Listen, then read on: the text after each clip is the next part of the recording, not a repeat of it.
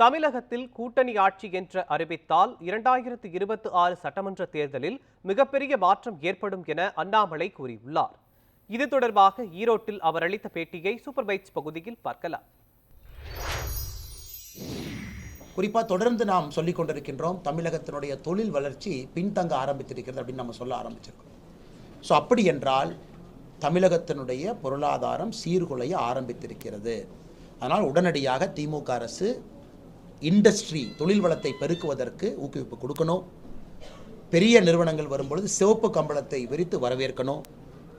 குறிப்பாக single window கிளியரன்ஸை கொடுக்கணும்.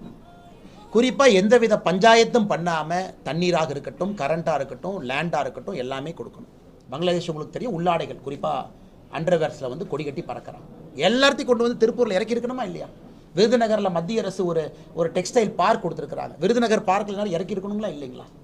இந்நேரம் முதலமைச்சரே பர்சனலாக தனியிட்டு அங்கே எந்தெந்த கம்பெனி இருக்கோ எல்லாத்தையும் ஃபோன் பண்ணி நேராக வாங்க தமிழ்நாட்டுக்கு, நாங்கள் இருக்கிறோம்.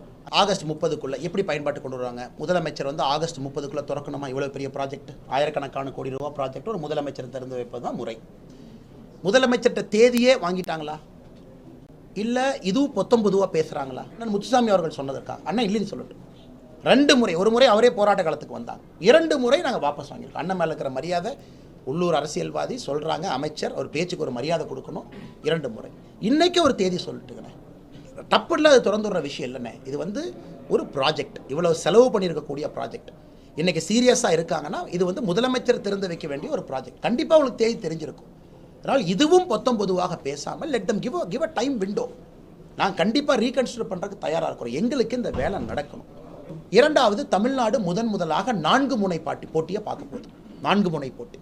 இத்தனை காலம் தமிழ்நாட்டில் 2 முனை போட்டி, அப்பப்போ 3வது முனை வரும். அப்புறம் அந்த 3வது முனையும் காணாமல் போயிடும், மறுபடியும் 2 முனையாக தான் இருக்கும். இந்த முறை 2026 4 முனை போட்டி.